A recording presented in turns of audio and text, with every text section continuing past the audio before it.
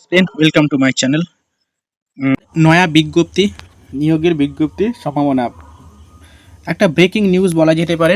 এসএসসির ইতিহাসে একটা মানে কি বলবো, হঠাৎ যেন মেঘ ভেঙে পড়া, একটা প্রবাদ বাক্য আছে না, সেরকম আর কি। হঠাৎ মেঘ ভেঙে পড়া, তো হঠাৎ তো মেঘ ভেঙে পড়েছে। 26,000 যে নিয়োগ, সেটা বাতিল হয়ে যাওয়ার পরে তো সমস্ত যারা চাকরি করতো তাদের তো মাথায় মেঘ ভেঙে পড়েছে। সঙ্গে এসএসসি দপ্তর এমনভাবে উদ্যোগ নিয়েছে যেন মনে হচ্ছে মানে আকাশ কুসুম, যেটা কোনো দিন কেউ ভাবতে পারেনি সেটাও হতে চলেছে। এই কাল নয়া বিজ্ঞপ্তির সম্ভাবনা, এটা তো সত্যি আকাশ কুসুমের মতো আর কি। যে মানে এসএসসি হবে, 10 বছর হয়ে গেল এসএসসি বিজ্ঞপ্তি হয়নি, এসএসসি নিয়োগ হয়নি। হঠাৎ করে আজকে পেপারে দিয়েছে কাল হচ্ছে নয়া বিজ্ঞপ্তির সম্ভাবনা। দীপায়ন মুখোপাধ্যায়, কলকাতা, 5ই এপ্রিল। দেখো খবরটা কি বলছে, দেখো খুব দ্রুত 25,752 জন শিক্ষক এবং শিক্ষাকর্মী অর্থাৎ এখানে 9, 10, 11, 12 এবং গ্রুপ সি এবং গ্রুপ ডির এই বিজ্ঞপ্তি জারি হওয়ার কথা বলা হয়েছে। অর্থাৎ এখানে 4টে স্টেজে পরীক্ষা হওয়ার কথা বলা হয়েছে। এবার 4টে স্টেজে পরীক্ষা কেমনভাবে হবে, একসঙ্গে হবে নাকি আলাদা আলাদা হবে? অর্থাৎ 9, 10 আগে যেমন 9, 10, 11, 12 আলাদা আলাদা সময় হয়েছিল এবং গ্রুপ সি এবং গ্রুপ ডি আলাদা আলাদা সময় হয়েছিল। ঠিক আছে, তো এই বিজ্ঞপ্তি জারি করবে স্কুল সার্ভিস কমিশন। সম্ভবত সোমবারই এই বিজ্ঞপ্তি জারি হতে পারে, এরকম বলা হয়েছে। শনিবার কমিশনের চেয়ারম্যান সিদ্ধার্থ মুখোপাধ্যায়ের দপ্তরে কর্তা এবং আইনজীবীদের সঙ্গে দফায় দফায় বৈঠক করেন এবং সুপ্রিম কোর্টের নির্দেশ অনুযায়ী চাকরি হারাদের বয়সের ছাড় দিয়ে সিদ্ধান্ত নিয়েছে। অর্থাৎ যাদের চাকরি চলে গেছে তাদের বয়সে ছাড় দিয়ে 2016 সালে যারা যে সমস্ত প্রার্থী রয়েছে তারাও পরীক্ষায় বসতে পারবে, এই সুযোগটা দেওয়া হয়েছে সুপ্রিম কোর্টের অর্ডারে বলা হয়েছে। এবং কিন্তু সমস্যাটা হচ্ছে আগামীকাল যদি বিজ্ঞপ্তি আসে, সেখানে একটা সমস্যাই তৈরি হয়েছে। সমস্যাটা কি, যে এই পরীক্ষায় কারা বসতে পারবে। অ্যাকচুয়ালি সুপ্রিম কোর্টে যে মানে বলা হয়েছে, সেটা বলা হয়েছে যে ফ্রেশার্স নিয়োগ হবে, ফ্রেশ নিয়োগ হবে। ঠিক আছে, আমি ভিডিও করে বলেছিলাম ফ্রেশ নিয়োগ বলতে কারা, ফ্রেশাররাও বসতে পারবে নাকি এই যে নতুন নিয়োগ হবে সেখানে কেবলমাত্র 2016 ক্যান্ডিডেটরা বুঝতে পারবে। এটা নিয়ে একটা দ্বন্দ্ব তৈরি হয়েছে এসএসসি যারা কর্তা রয়েছে তাদের মধ্যে, এবং সেই কারণে সমস্ত কিছু বিবেচনা করে এইটা নিয়ে এই বিষয়টাই হচ্ছে সমস্যা। এবং সেই কারণে অ্যাকচুয়ালি সুপ্রিম কোর্ট কি বলতে চাইছে, এই কাদের নিয়োগ হবে 2016 সালে নাকি এই পরীক্ষাতে সবাই বসতে পারবে, সেটা নিয়ে যেটা জানা গেল যে এর ব্যাখ্যা চেয়ে পাঠাবে সুপ্রিম কোর্টের কাছে রাজ্য সরকার।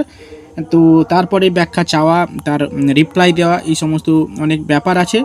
তবে এখানে যেটা লিখেছে আগামীকাল বিজ্ঞপ্তি বেরোবে, এটা কতটা সত্য হবে বা সঠিক হবে সেটা আমার সন্দেহ রয়েছে। এখানে তো দিয়েছে কিন্তু আমার কিন্তু সন্দেহ রয়েছে আগামীকাল হবে কিনা। ঠিক আছে, কারণ এইসব পেপার অনেক কিছুই বলে কিন্তু অফিসিয়াল যতক্ষণ না অফিসিয়াল আসছে এটা বলা মুশকিল আছে। কারণ এতদিন হয়নি, আর হুট করে একটা বিজ্ঞপ্তি দেবে, সেখানে এমনভাবে দেবে যারা পরীক্ষা দেয়নি এতদিন পর্যন্ত। অর্থাৎ শুধু যদি 2016 সালের ক্যান্ডিডেটরা বসে তাহলে নতুনরা বঞ্চিত হবে, সেখানে সমস্যা, তারা তো অবশ্যই কেস করবে, এগুলো সমস্যা তৈরি হবে। এবং আবার যদি সবাইকে বসতে দেয় 2016 সালের প্রার্থীরা, তাদের সমস্যা হবে, তারাও কেস করবে উল্টে। মানে একটা ব্যাপক সমস্যার একটা জায়গা এখানে কিন্তু তৈরি হয়েছে। তো ফাইনালি কিন্তু সুপ্রিম কোর্টের যেটা বলবে সেটাই হবে। যাই হোক, এই বিষয়ে যদিও মুখ্যমন্ত্রী দ্রুত নিয়োগ করার ব্যাপারে যেহেতু বলেছে 3 মাসের মধ্যে নিয়োগ করার কথা বলা হয়েছে, সেই কারণে এসএসসির কর্তারা উঠে পড়ে লেগেছে, অর্থাৎ তাড়াতাড়ি বিজ্ঞপ্তি দিয়ে দ্রুত এই নিয়োগটা করার জন্য। সেই কারণে যাতে দেরি না হয় সেই সমস্ত বিষয়গুলো করা হচ্ছে। এবং আগামীকাল তো অনেক কিছু রয়েছে, দেখা যাক কী হয়। এবার দেখো অ্যাকচুয়ালি 2016 সালে যে পরীক্ষা হয়েছিল, এখানে যদি সবাই পার্টিসিপেট করে তাহলে সংখ্যাটা কম বলতে 22 লক্ষ। ঠিক আছে, 18 লক্ষ মতো হচ্ছে গ্রুপ সি এবং ডি, বাকি হচ্ছে 2 লক্ষর মতো, 18 থেকে 20 লক্ষ হচ্ছে, 19 লক্ষ হচ্ছে তোমার গ্রুপ সি এবং ডি, এবং বাকি যে 2-3 লক্ষ এগুলো হচ্ছে 9, 10, 11, 12 জন্য। অর্থাৎ টোটাল সব মিলিয়ে 22 লক্ষ পরীক্ষার্থী 2016 সালে ছিল। এবার 2016 সালের পরে বর্তমান 25 মানে 2024 সাল পর্যন্ত যাদের বিএড হয়েছে তারাও কিন্তু যদি নতুন রিক্রুটমেন্ট হয় সেখানে তাদেরকে বসতে দেওয়া হবে। যদি সেটা করা হয় তাহলে কত হবে পরীক্ষার্থী আন্দাজ করা যাচ্ছে। মিনিমাম কত হতে পারে? মিনিমাম 50 লক্ষের মতো হতে পারে আমার একটা আন্দাজ। আরও বেশি হবে, ওই কম হবে না।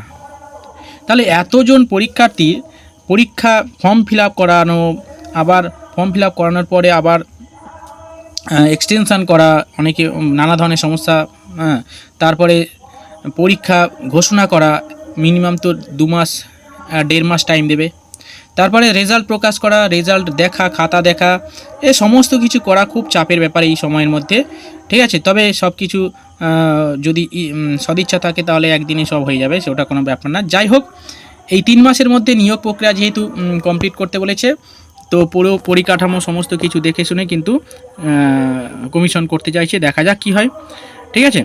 যেহেতু মুখ্যমন্ত্রী বলে দিয়েছেন যে নিয়োগ খুব দ্রুত তাড়াতাড়ি করে দেওয়া হবে 3 মাসের মধ্যে, তো দেখা যাক। কিন্তু সমস্যাটা এখানে যেটা তৈরি হয়েছে, সবাই পরীক্ষা দিতে পারবে না কেবলমাত্র 2016 সালের পরীক্ষার্থীরা পরীক্ষা দিতে পারবে, সেটা আমরা কিছুদিনের মধ্যে জানতে পেরে যাব এবং আমরা আশাই থাকব আগামীকালের জন্য। দেখা যাক কালকে নয়া বিজ্ঞপ্তি আসে কিনা স্কুল সার্ভিস কমিশনে, ঠিক আছে। তো যদি আসে তো তাহলে কি বলবো, একটা মানে বিশাল ব্যাপার আর কি, স্কুল সার্ভিস অ্যাসপিরেন্টদের জন্য খুবই একটা বিশাল ব্যাপার। তো ঠিক আছে, দেখা যাক আগামীকাল, আমরা তার ওয়েট করছি আগামীকালের জন্য। ওকে, ভিডিওটা এই পর্যন্ত রাখছি, দেখা হচ্ছে পরের কোনো ইনফরমেশান নিয়ে, নতুন কোনো নিউজ আসলে অবশ্যই আমি আপডেট দেব। চ্যানেলে যারা নতুন আছো, যদি ইউজফুল বলে মনে হয় এই ধরনের ভিডিও পাওয়ার জন্য সাবস্ক্রাইব এবং চ্যানেলটা সাবস্ক্রাইব করে রাখবেন। ওকে, দেখা হচ্ছে পরের ভিডিওতে, বাই।